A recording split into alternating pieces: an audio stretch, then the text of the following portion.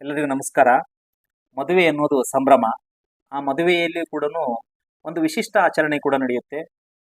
ಅದೇನಂದ್ರೆ, ಪುರೋಹಿತರು ಅರುಂಧತಿ ನಕ್ಷತ್ರವನ್ನ ತೋರಿಸ್ಲಿಕ್ಕೆ ಅಂತ ಹೇಳಿ ಹೊರಗಡೆ ಕರ್ಕೊಂಡು ಬರ್ತಾರೆ ನವಜೋಡಿಗಳನ್ನ. ನವಜೋಡಿಗಳಿಗೆ ಹೇಳ್ತಾರೆ, ಅದ ನೋಡಪ್ಪ, ಅಲ್ಲಿ ಕಾಣಿಸ್ತಾ ಇದೆಯಲ್ಲ ಅರುಂಧತಿ ನಕ್ಷತ್ರ, ಅದನ್ನ ನಿನ್ನ ಧರ್ಮಪತ್ನಿಗೆ ತೋರಿಸು ಅಂತ ಹೇಳ್ತಾರೆ.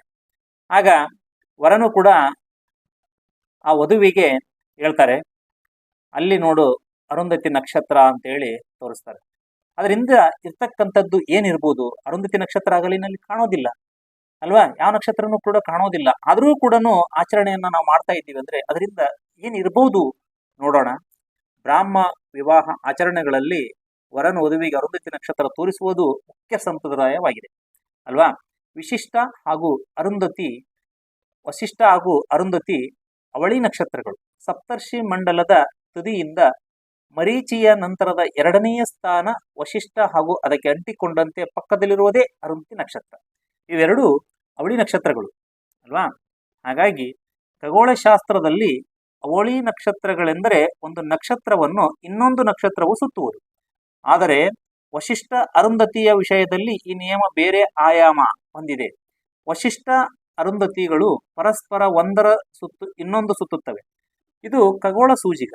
ಮತ್ತೆಲ್ಲಿಯೂ ಇಂಥ ಉದಾಹರಣೆಗಳಿಲ್ಲ. ವಶಿಷ್ಠ ಅರುಂಧತಿ ನಕ್ಷತ್ರಗಳು ಪರಸ್ಪರ ಒಂದರ ಸುತ್ತು ಇನ್ನೊಂದು ಸದಾ ಸುತ್ತುತ್ತಿರುವೆ ಎಂಬ ವಿಷಯವನ್ನು ಆಧುನಿಕ ಖಗೋಳ ಶಾಸ್ತ್ರಜ್ಞರು ಪತ್ತೆ ಹಚ್ಚಿದರು. ಪೌರಾಣಿಕವಾಗಿ ವಶಿಷ್ಠ ಅರುಂಧತಿಯರದು ಆದರ್ಶ ಜೋಡಿ.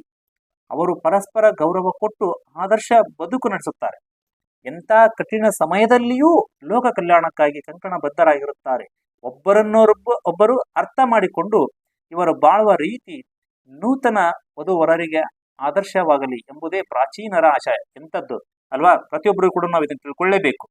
ಹಳೆಯ ಕಾಲದಲ್ಲಿ ಅರುಂಧತಿಯ ದರ್ಶನವನ್ನು ಸಂಧ್ಯಾ ಕಾಲದಲ್ಲಿ ನಂತರ ಮಾಡಿಸಲಾಗುತ್ತಿತ್ತು.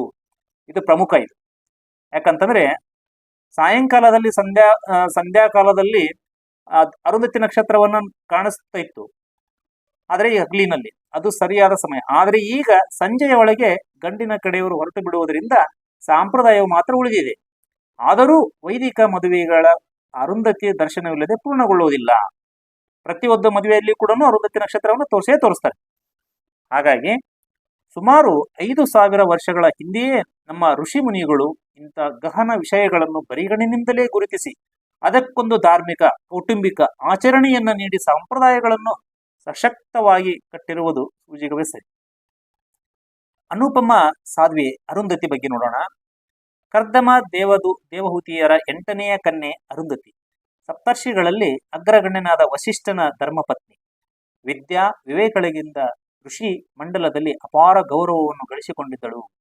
ಸಾವಿತ್ರಿ ದೇವಿ ಹಾಗೂ ಬಹುಲಾದೇವಿಯಲ್ಲಿ ವಿದ್ಯಾಭ್ಯಾಸ ಮಾಡಿದ ಅರುಂಧತಿ ಸಕಲ ಜ್ಞಾನ ಸಂಪನ್ನೆಯಾಗಿದ್ದಳು. ತನ್ನ 100 ಮಕ್ಕಳನ್ನು ವಿಶ್ವಾಮಿತ್ರ ಶಾಪದಿಂದ ಕೊಂದಾಗಲೂ ಸಹನೆ ಮೀರದೆ ಅವನನ್ನು ಕ್ಷಮಿಸಿದ ಸಾಧ್ವಿ ಈ ಅರುಂಧತಿ. ಮುಂದೆ ಹುಟ್ಟಿದ ಶಕ್ತಿ ಎಂಬ ಮಗ ವಿಶ್ವಾಮಿತ್ರನ ತಂತ್ರಕ್ಕೆ ಬಲಿಯಾದಾಗಲೂ ಸಹಿಸಿಕೊಂಡಿದ್ದಳು. ಇವಳ ಕೊನೆಯ ಮಗ ಸುಯಜ್ಞ ರಾಮನ ಸಹಪಾಠಿಯೂ ಕೂಡ. ರಾಮಾಯಣದಲ್ಲಿ ಅರುಂಧತಿ ಸೀತೆಗೆ ದಾಂಪತ್ಯ ಜೀವನದ ಬಗ್ಗೆ ಉಪದೇಶವನ್ನು ನೀಡುತ್ತಾಳೆ. ನೋಡಿ, ಪ್ರಮುಖ ಇದು. ಇಲ್ಲಿ ಇವಳ ಹಿರಿಮೆಯನ್ನು ಕಾಣಬಹುದು ಕೂಡ. ಅಗ್ನಿ ಪತ್ನಿ ಸ್ವಾಹಳು ಸಪ್ತರ್ಷಿಗಳ ಪತ್ನಿಯರ ರೂಪವನ್ನು ತಳೆಯುತ್ತಿದ್ದಳು. ಆದರೆ ಅರುಂಧತಿಯ ರೂಪವನ್ನು ಮಾತ್ರ ತಳೆಯಲು ಆಗುತ್ತಿರಲಿಲ್ಲ. ಅದಕ್ಕೆ ಕಾರಣ ಅರುಂಧತಿಯ ವಿಶಿಷ್ಟ ವ್ಯಕ್ತಿತ್ವ ಹಾಗೂ ಅಗಾಧ ಪಾಂಡಿತ್ಯ. ಇಂದ್ರಾದಿ ದೇವತೆಗಳಿಗೂ ಅರುಂಧತಿ ಗೃಹಸ್ಥ ಧರ್ಮದ ಬಗ್ಗೆ ಉಪದೇಶ ನೀಡಿದಳು. ಇಂಥ ನೋಡಿ, ಅರುಂಧತಿ ನಕ್ಷತ್ರ ಅರುಂಧತಿಯು ಕೂಡ ಇಂದ್ರಾದಿ ದೇವತೆಗಳಿಗೂ ಅರುಂಧತಿ ಗೃಹಸ್ಥ ಧರ್ಮದ ಬಗ್ಗೆ ಉಪದೇಶ ನೀಡಿದಳು. ವಶಿಷ್ಠ ಅರುಂಧತಿಯರ ದಾಂಪತ್ಯ ಸಾರ್ವಕಾಲಿಕ ಆದರ್ಶವಾಗಿ ನಿಂತಿದೆ. ವಿವಾಹದಲ್ಲಿ ಅರುಂಧತಿ ಪೂಜೆ ಹಾಗೂ ಅರುಂಧತಿ ನಕ್ಷತ್ರ ದರ್ಶನ ದಾಂಪತ್ಯ ಜೀವನದಲ್ಲಿ ಶುಭವನ್ನುಂಟು ಮಾಡುತ್ತದೆ. ಪ್ರತಿಯೊಬ್ಬರು ಕೂಡ ನಾವು ಇದನ್ನ ತಿಳ್ಕೊಳ್ಳೇಬೇಕು. ಪ್ರತಿಯೊಬ್ಬರು ಕೂಡ ಮದುವೆ ಆಗೋದು ಅಷ್ಟೇ ಅಲ್ಲ, ಇಲ್ಲಿರ್ತಕ್ಕಂಥ ವಿಶಿಷ್ಟತೆ ಏನಿದೆ ವಶಿಷ್ಠ ಮತ್ತು ಅರುಂಧತಿಯರ ಹಾಗೆ ಜೋಡಿಯಾಗಿ ಸಕಲ ದಿನವೂ ಕೂಡ ಸಕಲ ಬದುಕಿರುವಷ್ಟು ದಿವಸವೂ ಕೂಡ ಇಬ್ಬರು ಕೂಡ ಅನ್ಯೋನ್ಯವಾಗಿರಬೇಕು. ಯಾವಾಗಲೂ ಕೂಡ ಒಂದು ಶಿಸ್ತುಬದ್ಧವನ್ನ ನಾವು ಕಂಕಣಬದ್ಧವಾಗಿ ಅದನ್ನ ಪಾಲಿಸಬೇಕು, ಯಾವುದೇ ರೀತಿಯಿಂದ ಕೂಡ ಸಹನೆಯನ್ನ ಮೀರಬಾರದು ಅನ್ನೋದನ್ನ ಈ ಒಂದು ಸಂದೇಶದಲ್ಲಿ ಇದೆ ಅಂತ ನಾನು ಹೇಳಲಿಕ್ಕೆ ಇಷ್ಟಪಡ್ತಾ ಇದ್ದೀನಿ. ಪ್ರತಿಯೊಬ್ಬರು ಕೂಡ ಅರುಂಧತಿ ನಕ್ಷತ್ರದ ಬಗ್ಗೆ ನಾವೇನಾದ್ರೂ ತಿಳ್ಕೊಂಡಿವಿ ಅಂತಂದ್ರೆ ನಮ್ಮ ಜೀವನದಲ್ಲಿ ಒಂದು ಪಾಠನೇ ಸರಿ ಅಲ್ವಾ. ಪ್ರತಿಯೊಬ್ಬರು ಕೂಡ ಇದನ್ನ ನಾವು ಕೇಳಲೇಬೇಕು ಅಂತ ಅದ್ಭುತವಾದ ಅರುಂಧತಿಯ ಹಾಗೂ ವಸಿಷ್ಠ ಮಹರ್ಷಿಗಳ ವಿಶಿಷ್ಟ ಕಥೆ ಅಂತಾನೆ ಹೇಳ್ಬೋದು. ಎಲ್ಲರೂ ಕೇಳಿದ್ದಕ್ಕೆ ತುಂಬಾ ಧನ್ಯವಾದಗಳು.